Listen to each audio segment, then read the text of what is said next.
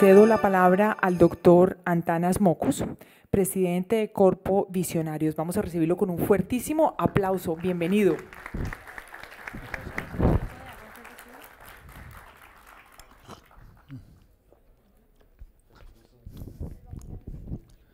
Gracias. Bien. Muchísimas gracias por la invitación. Y bueno, vamos a abordar el tema. Lo que quiero es hablarles de los sistemas de regulación del comportamiento humano y su relación con el territorio. Es decir, como la meta general del evento es pensar la paz en territorio, pues quiero utilizar el enfoque con el cual se gestó el programa de cultura ciudadana para pensar estos desafíos, estos retos que tendremos muy seguramente al frente en los próximos meses. El contenido de mi exposición va a ser primero una exposición sobre ley, moral y cultura, 3 sistemas reguladores de la conducta humana. Luego elaboraré un poco más esto de la paz territorial y luego mostraré algunos resultados de algunas mediciones sobre cultura ciudadana. Primero sobre la relación Estado-ciudadanos y después, no, al revés, primero sobre relaciones entre ciudadanos y después sobre relaciones Estado-ciudadanos. Bien. Creo que digamos, uno es ciudadano porque establece cierto tipo de relación con los otros seres humanos, reconociéndolos como ciudadanos, pero uno también es ciudadano en la relación que establece con el Estado. Si el Estado lo infantiliza a uno, si el Estado es injusto con uno, etcétera, pues eso resiente, eso daña la ciudadanía. Y bueno, ciudadano es alguien que sabe exigir sus derechos y sabe también abogar por los derechos de terceros y entiende también la relación entre derechos y deberes. Entonces, voy a exponer y acto seguido les voy a pedir que contesten una pregunta alzando la mano. Entonces, cuando pensamos en regulación, casi siempre pensamos en las sanciones que prevé la ley. Yo mismo durante buena parte de mi vida como directivo de la universidad y luego como alcalde utilizaba la expresión ley sin dientes. Entonces decíamos hay que ponerle dientes a la ley, hay que ponerle castigos que se hagan efectivos, pues garrote. Entonces algunos de nosotros entendemos tal vez sobre todo vía temor a la sanción legal. Pero ese no es el único mecanismo para regularnos. También somos regulados por algo que parece ser muy distinto, que es el temor a la culpa.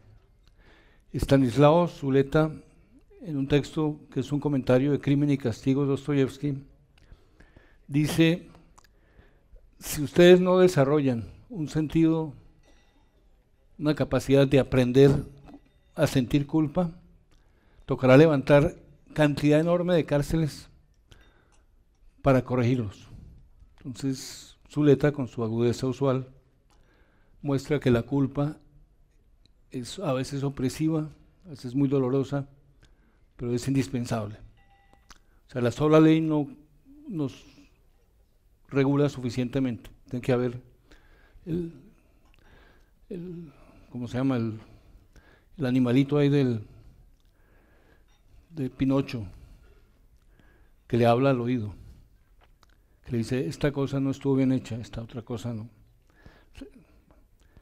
Y luego uno no solo obedece a la ley, o al miedo a las sanciones que prevé la ley, y a la culpa uno también obedece al rechazo social. Digamos, la vergüenza es la emoción que el rechazo social suele provocar en nosotros. Ahora, no solo existen, digamos, las amenazas de castigo, esas 3 clases de castigo que enumeré primero. Existe también el reconocimiento social. Cuando uno hace algo bien, la gente lo aplaude, la gente le crea a usted una reputación, una fama, o sea, sabe que fulano de tal sí hizo muy bien tal tarea, etcétera. Y eso se vuelve una jaulita de oro. Si uno llega ahí, pues cualquier movimiento que lo separe de ese reconocimiento social, uno lo piensa dos o tres veces. Es decir, yo por ejemplo tengo mucho más que perder que muchos políticos colombianos. Si yo hago una embarrada, si yo robo recursos públicos o algo así, me caerá la sociedad con una fuerza mucho mayor que la normal frente al corrupto. Es decir, una vez que uno ha saboreado las mieles de la confianza, uno quiere vivir con la gente confiando en uno. Entonces se establece un equilibrio positivo, un equilibrio donde usted ni siquiera piensa en la alternativa de actuar mal por temor a la pérdida de confianza. La conciencia no solo lo gobierna uno por el lado del sentimiento de culpa. La conciencia también premia. A algunos filósofos esto no les gusta, porque uno debería ser moral sin necesidad de recompensa, pero hay ciertas evidencias de que las endorfinas, es poco como el deporte, le suben uno las endorfinas, actuar moralmente también subiría las endorfinas, pero el tema es polémico. Y está el otro mecanismo que es la admiración por la ley. La admiración por la ley,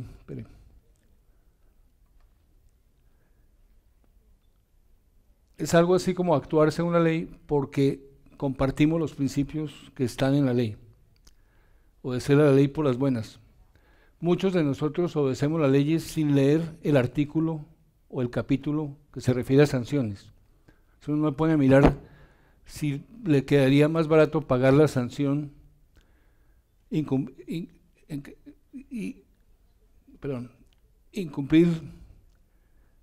proyectando pagar la multa. O sea, yo voy a actuar mal, póngame la multa, yo pago la multa, de todos modos salí ganando. Entonces, ese tipo de situación en mucha gente no es así. O sea, mucha gente obedece la ley aún sin hacer el cálculo económico del daño que le haría ser castigado por la ley. Bien, entonces la pregunta es, a estos 6 grupos, ¿a cuál obedece usted más? Entonces, estoy un poco encandelillado, pero escojan de los 6 grupos cuál los gobierna más. Entonces, pues, una modalidad podría ser conversarlo con el vecino, pero consumiríamos mucho tiempo. Entonces les pido que cada uno, sin mirar qué pasa en el salón, diga, a mí me gobierna sobre todo este. Entonces leo los 6. Primera opción, ley por las buenas. Perdón, ¿ya escogieron el de los 6 cuál los guía más?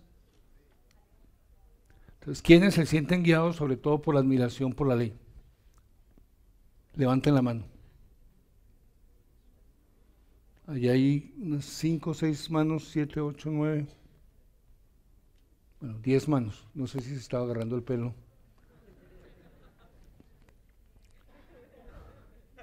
Bueno, ¿quiénes se sienten guiados sobre todo por el temor a la sanción legal?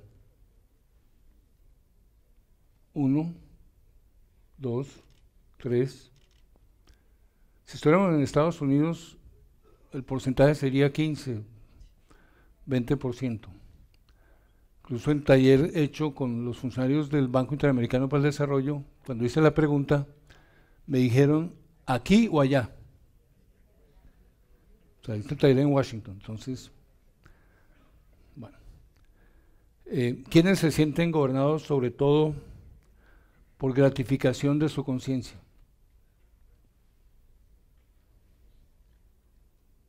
Bueno, muchas manos.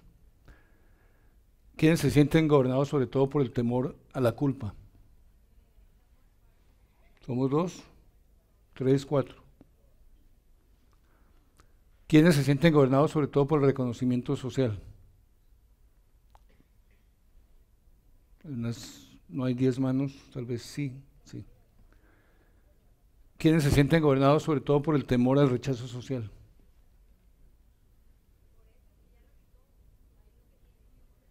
Bueno, interesante. Hasta ahora, en este punto último, es en lo que este grupo se diferencia un poco de la respuesta general. Bueno, ahora la pregunta es, al ciudadano común y corriente, ¿qué lo gobierna más? Entonces, escojan de las 6 casillas, de los 6 grupos de mecanismos, ¿cuál gobierna más al ciudadano común y corriente? ¿Quiénes creen que el ciudadano común y corriente obedece sobre todo a la admiración por la ley? ¿Quiénes creen que el ciudadano común y corriente se gobierna sobre todo por temor a las sanciones legales? Bueno, tomo la foto, o sea, estamos pintados ahí. ¿Quiénes piensan que el ciudadano común y corriente se gobierna por autogratificación de su conciencia? 1, 2, 3, 4, 5, 6, 7, no hay 10. ¿Quiénes piensan que el ciudadano común y corriente se orienta sobre todo por temor a la culpa? 5, 6 manos. ¿Quiénes piensan que el ciudadano común y corriente se gobierna por reconocimiento social? 1, 2, 3, 4, 5 ya. ¿Quiénes creen que el ciudadano común y corriente se orienta sobre todo por temor al rechazo social? Bien, hay unas 10, 15 manos. Bien, ¿qué podemos concluir si comparamos las respuestas? Primero, sumemos por columna y comparemos. Los demás, bueno, primero fue muy claro que nosotros nos gobernamos por nuestra conciencia. O sea, somos lo que Kant llamaría mayores de edad. Y además entendemos por las buenas. Ahora, el otro, ¿cómo lo vemos? El otro lo vemos como un sujeto legal que obedece sobre todo a las malas. Entonces, es muy sencillo, zanahoria para mí, garrote para ti. O sea, si yo parto de la convicción de que los demás se entienden por las malas, pues los voy a tratar por las malas. Y como él se ve, también el otro se ve gobernado por las buenas, pero cree que yo me gobierno por las malas, pues nos enfrentaremos unos con otros intentando actuar por las malas. Entonces muchas veces me han dicho a mí soñador, desubicado, iluso, ingenuo. Entonces la etimología de ingenuo es muy linda, es el que nace libre. En la superación de la esclavitud, los que nacieron ya dentro del marco de la libertad, se llamaban ingenuos. O sea, entonces que le digan a uno ingenuo es un elogio. Bien. Terminología, o sea, esto se puede decir con palabras un poco distintas: regulación legal, autorregulación personal basada en normas morales, y mutua regulación, donde operan las normas sociales. Pues un ejemplo de norma social muy elemental es salir vestido. De pronto, si uno viola esa norma, pues lo acusan de exhibicionista. Pero si yo me quito el saco, no se asusten.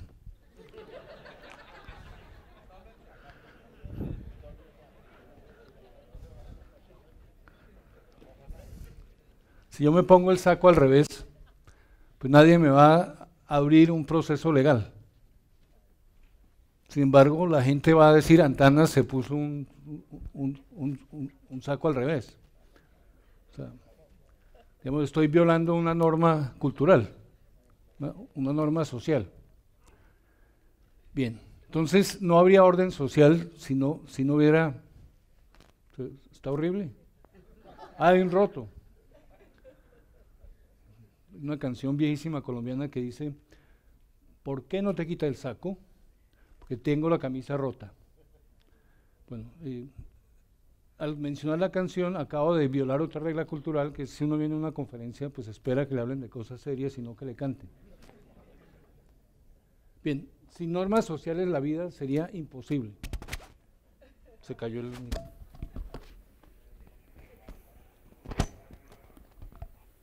¿Sí? Bueno, se llama autoservicio. Bien, entonces ya contestamos las dos preguntas, ya sacamos... Bueno, el reto realmente no es que ninguno de los tres sistemas reguladores domine a los otros. Para fortuna del ser humano existen tres, y a veces uno actúa por conciencia, incluso en algunos casos contra la ley, y puede que tenga justificaciones. Bueno, Gandhi coge sal cuando está recién prohibida la producción de sal artesanal. Y Gandhi coge la sal y desafía la ley y se va directo al juez y le dice: mire, cogí sal, mire, cójame preso. Eso es una acción moralmente inspirada que socava o pone en cuestión el valor de la ley. Ahora, Pablo Escobar no es lo mismo que Gandhi. Creo que eso es claro, ¿no? O sea, no necesito explicarlo. Ahora, tal vez soñó en algún momento con ser Gandhi. Bien, ¿qué es ciudadanía? La definición más corta de ciudadanía es fascinante, es el derecho a tener derechos. Súper sintética, súper clara. O sea, uno es ciudadano cuando tiene derecho a tener derechos. Pero se necesita, para que se cumplan los derechos, un Estado garante. Un ejemplo muy claro en la situación colombiana es la tutela. Ahora, también es muy importante una ciudadanía que cumpla los deberes. O sea, es absurdo que solo exijamos nuestros derechos y no cumplamos con nuestros deberes. Al revés, si yo tengo derecho a la vida, es deber de los colombianos y de los seres humanos en general respetar mi vida. Y viceversa, yo no solo debo procurar que mi derecho a la vida sea protegido, sino debo procurar porque el derecho a la vida de los demás sea protegido. Entonces, bueno, esto es bastante obvio para un grupo como este, pero lo que quiero subrayar es que el cumplimiento de los deberes y el respeto a los derechos depende mucho del respaldo cultural a las obligaciones legales. Es decir, si por cultura, si por folclore, si por, ¿qué dirán?, se desestima la obediencia a la ley, pues se genera una situación difícil, una situación crítica. Digamos, si la cultura contradice la ley, si por ejemplo en un grupo de jóvenes el que no ha matado es mal visto, pues ahí la cultura no está favoreciendo el cumplimiento de la ley, sino está favoreciendo el incumplimiento de la ley.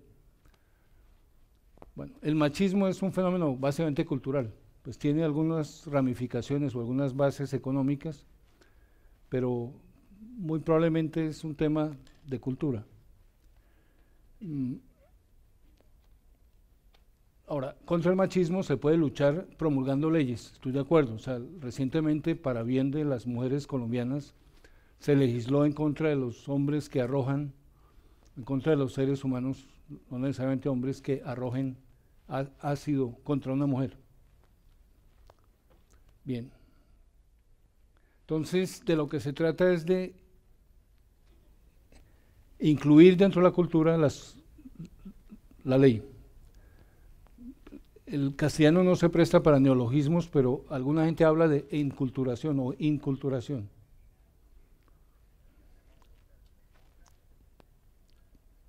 Bueno, yo creo que llevamos 2 siglos, pues, un poco mal contados, en los cuales hemos tenido ilusión legislativa, es decir, si nos queda la Constitución bien escrita, si nos queda la ley bien escrita, la realidad social mejorará automáticamente. No es así. La puesta en práctica de las leyes es una de las tareas más exigentes, porque uno debe respaldar la ley y lograr convencer a la otra gente que hay que respetar la ley, que nos conviene respetar la ley. Entonces, 2 siglos de ilusión legislativa y, no sé, 40 o 50 años de concientización. Ahora, si uno mira el tema territorio, la regulación legal y la regulación moral son independientes del territorio específico. Si la ley colombiana es distinta de la ley venezolana y de la ley ecuatoriana, pero la ley colombiana básicamente es la misma para todos los colombianos. Pues vía descentralización hay cantidad de cosas pequeñas que son objeto de legislación en los consejos, en las asambleas, pero las reglas de juego básicas, generales, están dadas por la ley colombiana. Entonces la ley no dice, en el altiplano se respetará la vida, el respeto a la vida se entenderá como respeto a la vida de los mayores de 3 años, y en tal otro sitio se respetará la vida de la mujer y no la del hombre. O sea, no hay una diversidad muy grande jurídicamente hablando. Y moralmente hablando, de uno se espera que uno tenga la misma moral, independientemente de la región o de la ciudad o de la vereda en que uno está presente. O sea, si yo cambio de moral cuando cambio de municipio, pues hay problemas con mi definición de moral. Hay un chiste soviético que bueno, me estoy distrayendo yo mismo. No, es que es un cuento muy bonito. ¿Saben cuál es el colmo de buena educación entre camaleones? Taparse los ojos cuando el otro cambia de color. Bueno, entonces no estoy invitando a la gente a ser camaleona, pero en términos de cultura, uno es camaleón. O sea, uno es el famoso dicho, donde fueres, haz lo que vieres. Entonces yo puedo ser antimachista en mi matrimonio, en mi relación con Adriana, pero de pronto me veo una rumba en cierta zona de Bogotá y se me sale el machote machista. Pues. Entonces, pues como dice el poema, se te ve la otra o se te ve el otro. Entonces las normas sociales tienen una variación muy grande geográfica y eso ayuda a comprender el concepto de territorio. Obviamente el concepto de territorio se puede abordar desde la ley. O sea, un territorio pertenece a un país en cierto sentido en el grado en el cual el país logra imponer su ley en ese territorio. Pues si el país no logra ordenar en una parte del territorio, puede pasar lo que pasó con Panamá. O sea, que ese pedazo de país, con la ayuda de terceros, se salga, se retira. Entonces la ley ayuda a constituir territorio, pero la ley es homogénea en el territorio. La cultura, en cambio, es muy variable. Ahora, esa regulación cultural influye en la relación ciudadano-ciudadano, pero también en la relación ciudadano-Estado. Mi prejuicio sobre los personeros es defensor de los derechos, defensor del interés general, armonizador de ley y cultura y agente cultural. Lo de agente cultural es una sofisticación reciente, digamos, en la Universidad de Harvard hay un grupo que impulsa una asociación de agentes culturales, y agente cultural es Edi Rama, que en Albania, siendo alcalde, pintó los edificios de colores, y bueno, alrededor de eso armó una gestión muy, pues que fue escándalo, porque él se abrogó el derecho de pintar la ciudad de los colores que le dio la gana. Bueno, hoy en día es el primer ministro de Albania. Bueno, esto es una manera muy sintética de decir, sin las marcas culturales, sin las variaciones culturales, los territorios no serían sino ficciones geográficas. Bien. Entonces, ahora les voy a hablar de las encuestas de cultura ciudadana. Vamos a comparar estas ciudades colombianas que están ahí escritas y me perdonan el barbarismo de haber escrito ciudades internacionales comparadas. Son ciudades de fuera de Colombia. Vamos a tener dos ahí para comparación, Montevideo y Estocolmo. Bueno. Y vamos a tener un dato de qué da cuando se promedian 51 encuestas de cultura ciudadana realizadas en Colombia desde el 2008 hasta el 2015. Entonces, aquí están las ciudades ordenadas por confianza en instituciones. Se hizo un promedio de confianza en distintas instituciones. Más tarde les mostraré qué ciudades, el detalle en qué instituciones despiertan confianza y cuáles no, y digamos, pero aquí agrupamos esas respuestas en confianza en instituciones. En Estocolmo, 53% de la gente confía en las instituciones. En Colombia, la ciudad a la que le va mejor, y ojo que esto toca nuestros prejuicios. O sea, lo lindo de hacer encuestas no es cuando le confirman a uno el prejuicio. Lo lindo de hacer encuestas es cuando la encuesta le suelta a uno un resultado inesperado. Buenaventura es la ciudad colombiana de las que hemos estudiado que tiene mayor confianza en las instituciones.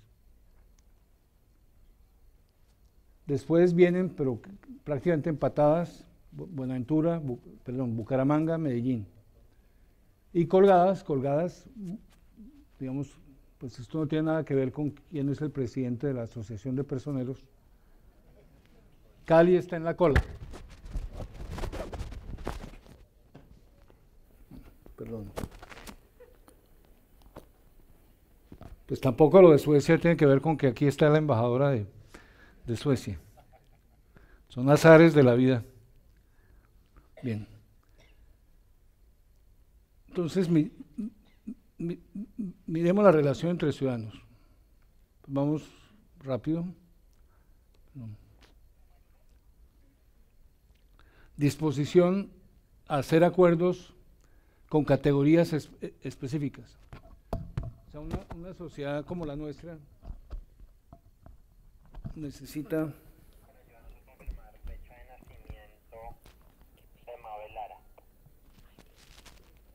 Probando. Muy bien. Gracias. Bien. Entonces, porcentaje de personas que harían acuerdos con los vecinos, con los parientes. Entonces, obviamente, la mayor confianza para hacer acuerdos es con los parientes. De segundo vienen compañeros de trabajo y estudio. Perdón, de segundo vienen vecinos, luego compañeros de estudio o trabajo. Celebrar acuerdos con desconocidos es bajísimo, incluido en Estocolmo. Pero de todos modos, Estocolmo es la más alta de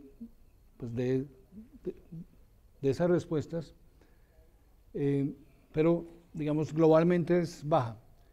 Y lo que es notorio es que en Estocolmo la gente haría acuerdos con el Estado. O sea, el Estado es de fiar. Hay confianza en el Estado.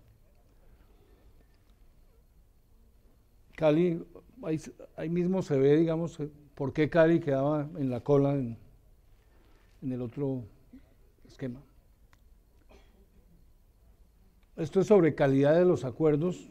No me va a detener, pues, donde están peores en Tumaco y en Quibdó, y donde está mejor esa variable es en Medellín.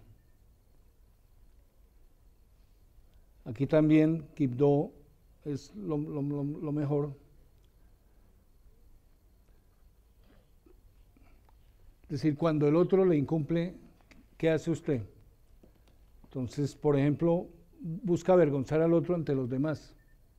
Ese mecanismo de regulación social es utilizado prácticamente el doble del promedio general en el caso de Equip2. O sea, hay más control social, hay más. Entonces, digamos, si uno va a adelantar programas en Equip2, uno debe saber, debe contar con el hecho de que hay más regulación social. La pregunta, esta es mucho más general, dice así: en general se puede confiar en la gente. En Estocolmo 79%, en Buenaventura 40%, en el área metropolitana de Montevideo, que es esta aquí, 51%, ¿qué? 51%, en Cali 55%, pero en Tumaco se cae a 30%. Bien, entonces hay una ventaja clara de Estocolmo. Confianza interpersonal, vecinos, amigos, creo que ya pasé por ahí. Tolerancia. Si ustedes miran el segundo de los grupitos, ¿aceptaría usted de tener de vecino un homosexual? En Estocolmo 5% no lo aceptaría. O sea, se sentiría mal, no le gustaría. La homofobia en Equip2 es la más alta, pero está seguida de cerca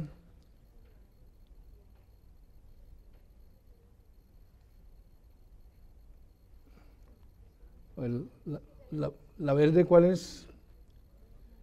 Para completar, soy daltónico. Bucaramanga. Entonces, en Bucaramanga hay homofobia. La actitud ante desplazados y reinsertados, el rechazo más alto es en... No. Sí, no, el rechazo menor, es decir, el rechazo menor es en Bogotá y el rechazo mayor, bueno, el rechazo menor es en Bogotá y Buenaventura y el rechazo mayor es Equip2. O sea, la convención es lo deseable, se pone en bastardilla y negrilla. Porcentaje de personas que justifican usar la violencia. Ahí es curioso.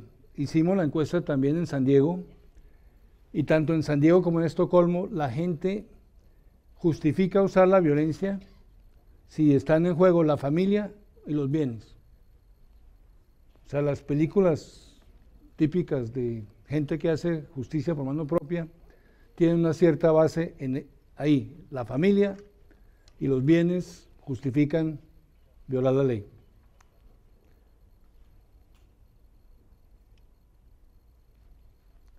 Un poco sobre...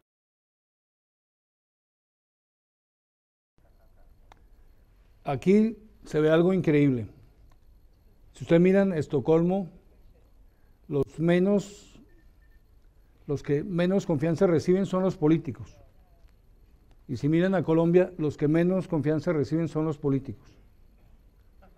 O sea, cuando yo tengo que llenar la ficha en un hotel, tengo que escoger entre 60% de confianza en los maestros y 6% de confianza en los políticos. Bueno, los sindicatos, se ve una diferencia tremenda entre lo que pasa en Estocolmo y lo que pasa en Colombia. O sea, la gente no confía en los sindicatos. Los jueces, los órganos judiciales, ahí la diferencia es abismal. O sea, Suecia, a juzgar por esto, es una sociedad supremamente respetuosa de sus órganos judiciales. Los funcionarios públicos, pues, si uno mira ahí Cali, o sea, eso es un desastre. Esto es increíble, es una radiografía. Se le pregunta a la gente quién cree que más de la mitad de los funcionarios públicos son corruptos. Pues, bueno, ya dañé el ítem hubiera debido preguntarles. Pero es alarmante, 80, 85, 90% de la gente cree que la mayoría de los funcionarios públicos son corruptos. O sea, si eso fuera así, el Estado colombiano se desbarataría en 24 horas. O sea, con 3 o 4% de corruptos ya la cosa se vuelve difícil. Pero este prejuicio baja la vara. Es decir, si todo el mundo está de acuerdo en que los funcionarios públicos son corruptos, la presión social para no ser corrupto es mínima. La gente dice, pues aquí todo el mundo roba. ¿Cómo no va a robar usted? Bien. En Estocolmo, 15% de la gente cree que más de la mitad de los funcionarios públicos son corruptos. Hay gente que tiene una actitud muy prevenida pero es una minoría. O sea, el contraste es muy fuerte. Participación. Aquí es bonito porque Quibdó tiene los niveles más altos de participación en eventos culturales recreativos, en actividades comunitarias para mejorar la seguridad. Aquí queda de segundas en actividades para mejorar o construir obras comunales, y participación en organizaciones voluntarias queda alto, incluso más alto que Estocolmo.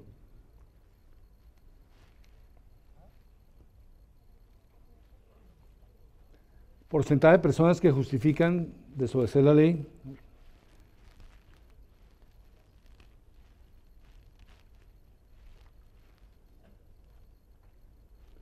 Esto es justicia por mano propia. Cuando un grupo de ciudadanos atrapa a un ladrón que acaba de robar, deberían darle una paliza. En Estocolmo, 7% de la gente. En Cali, 30%. En Tumaco, 19%. También en Montevideo, 19%.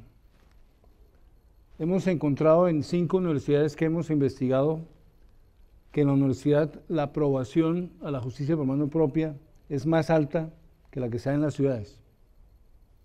Porque eso es absolutamente horrendo. La educación no reduce la disposición a hacer justicia por mano propia. El otro ítem es más, pues la respuesta afirmativa es mucho menor. Cuando los policías atrapan a los delincuentes, deberían matarlos. Ahí Tumaco sobresale, Montevideo sobresale, y Cali está más bajito incluso que Estocolmo. Personas que están completamente de acuerdo con el porte de armas. Estocolmo 4%, Montevideo 26%. Las otras alrededor de 15-16%. Buenaventura 21%. Esto es sobre ¿ha sido víctima de algún delito en esta ciudad? Pues en Buenaventura menos gente responde que sí a lo que responde en Estocolmo. Esto es súper raro, pero tal vez la gente entiende por delito cosas mucho más graves. O sea, es sorprendente. Pero en Buenaventura y en Quibdó claramente pues hay menos delitos según reporta la gente. Es una encuesta en esta parte de victimización y ahí intervienen factores bien complejos. La ciudad donde la gente declararía haber sido más veces víctima de delitos es Montevideo. Bien, la comparación internacional sirve para mirar que la variación que hay en Colombia, que la hay, no es demasiado grande tampoco. O sea, Colombia es heterogénea, de región a región, de ciudad a ciudad, las cosas varían, pero tampoco varían como cielo y tierra. La variación es mesurada.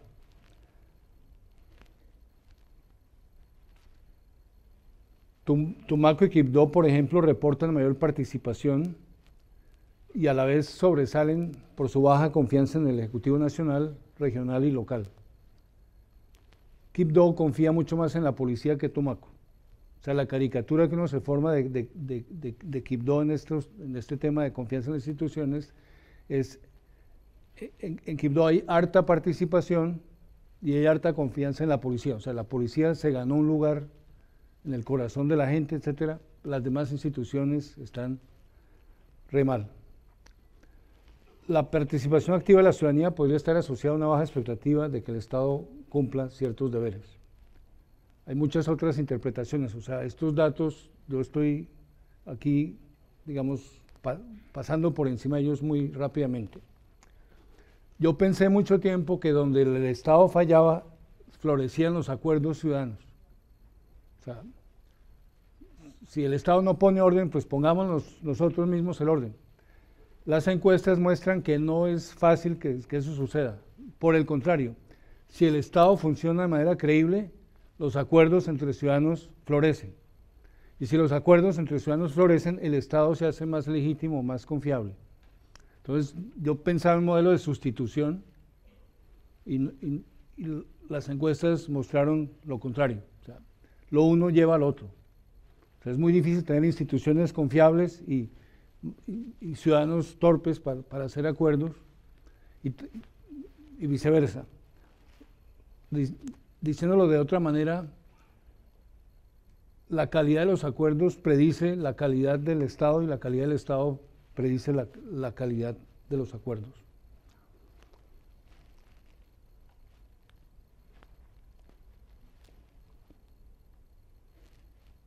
Bueno, ahí ya lo dije.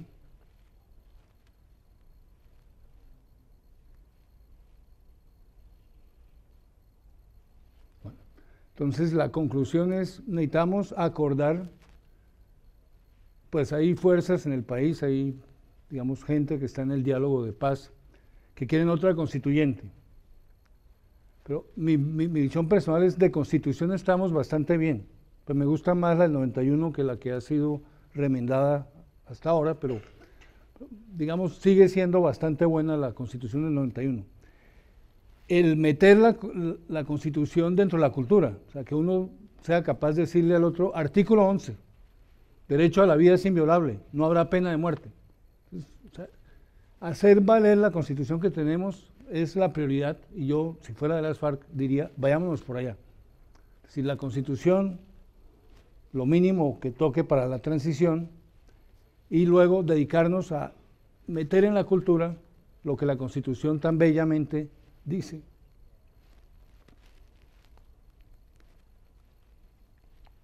Bueno, esto también ya lo... Bien, simplificando, digamos, el planteamiento, a modo de conclusión. La paz es una combinación de confianza entre personas y de confianza en instituciones. O sea, necesitamos las dos. La confianza no se puede producir como quien produce salchichas. Pues si se pudiera producir fácilmente, los estafadores reinarían, despertarían confianza y engañarían. Entonces, la confianza muchas veces nace de manera imprevista, colaborando. Entonces, uno hace tareas conjuntas con gente rara, hace un taller de planeación estratégica y uno dice, oiga, nunca me imaginé que estas personas pudieran tener líderes de tal calidad o pudieran ser tan sensatas en sus puntos de vista. O sea, qué maravilla que los ojos del otro ven mejor ciertas cosas que los ojos míos. Entonces, la confianza es un subproducto, no hay manera de producirla. Bueno, hay unos experimentos con oxitocina, que es la hormona del embarazo, del parto, digamos, es lo que hace que las mamás ratonas no se coman a los ratoncitos. Pero hubo un artículo ahí en Science y luego eso quedó abandonado. Es decir, sería horrible que nos costara tanto trabajo confiar por interacción y por bioquímica produjéramos tan fácilmente confianza. Bien. Entonces, lo que pienso que se puede hacer para construir confianza es asomos. ¿Qué es un asomo? Un asomo es una escena cortica, puntual, que se desvanece rápidamente, pero que por un momento le muestra a uno que la utopía está ahí, que claramente la persona sintió confianza en mí y yo sentí confianza en ella. Hace un momento una sueca me agarró de los huesos de la cadera y me sacudió. Me sacudió sin agüero, o sea, porque yo estaba atorado, se me había ido un pedazo de carne por el camino viejo. Entonces, digamos, no hubo ninguna confusión, logramos confiar y aumentó el cariño mutuo, digamos. Pues me salvó la vida. Bien, las confianzas, creo yo, en instituciones y en la gente se construyen en el territorio. O sea, es en la interacción exitosa donde se identifican fines comunes, donde la gente se une finalmente.